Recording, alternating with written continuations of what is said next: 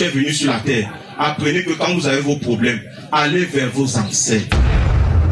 Mettez-vous là devant leur tombe.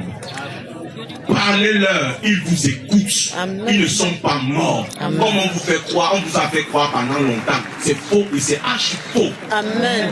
Vous allez sur la tombe. Moi d'ailleurs, j'ai mes enfants, quand ça ne va pas souvent avec eux, parce que moi je suis un peu exorciste, ça ne va pas. Je leur dis, va sur la tombe de ton père, sur la tombe de ta mère. Je te donne de l'eau.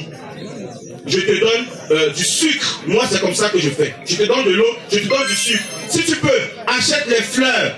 Va déposer sur la tombe. Quand tu arrives avec de l'eau, tu verses de l'eau tout autour de la tombe. Et tu verses du sucre tout autour de la tombe. Question de les nourrir. Ils ont besoin de ça.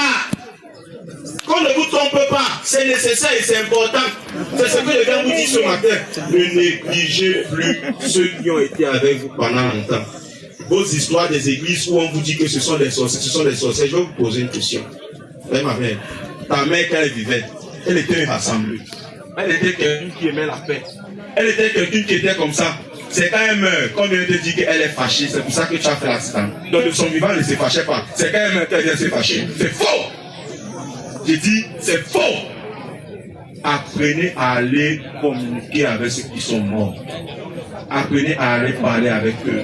C'est quelque chose qui est réel. Et à chaque fois où vous le verrez, vous aurez toujours des réponses. Vous allez souvent voir quelqu'un m'a dit que mon père, j'ai dormi, j'ai rêvé que ma grand-mère est venue, elle est partie au champ, elle a coupé les herbes, elle a massé sur mon pied qui faisait mal, et c'est fini. Vous pensez que c'est quoi? C'est elle. Ça existe. C'est elle qui est venue te sauver. Mais vous êtes là. Surtout les chrétiens catholiques, c'est de perpétuer. Regardez loin là, ils sont enterrés là-bas. Regardez loin là-bas. Le temps qu'ils voyagent pour arriver ici. Et pourtant, tu as ton grand-père, tu as ta grand-mère qui est là, zéro, tu ne l'appelles pas, tu ne l'invoques pas. Sortez de l'ignorance. Sortez de l'ignorance. Apprenez à invoquer vos ancêtres. Apprenez à invoquer ceux qui sont auprès de vous et ceux qui sont très proches de vous pour vous venir en aide. Peu importe la situation. Moi, en tant que prêtre, je ne peux pas passer une semaine sans invoquer mon grand-père et ma grand-mère qui ne sont plus là. Et mes arrière-grands-parents dont on m'a parlé et que j'ai jugé qu'ils ont eu une bonne vie. Mais maintenant aussi, n'invoquez pas les gens que vous savez qu'ils étaient méchants. C'est ça l'inconvénient. Vous invoquez ceux que vous savez qu'ils étaient méchants, ou bien qu'ils n'avaient pas une bonne vie. C'est que vous n'aurez que la méchanceté en retour.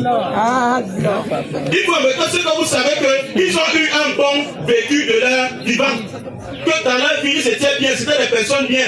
Vous avez eu des témoignages de ceux qui étaient des personnes bien. Oui, là vous les invoquez, ils vont venir et ils vont vous aider. Mais si vous partez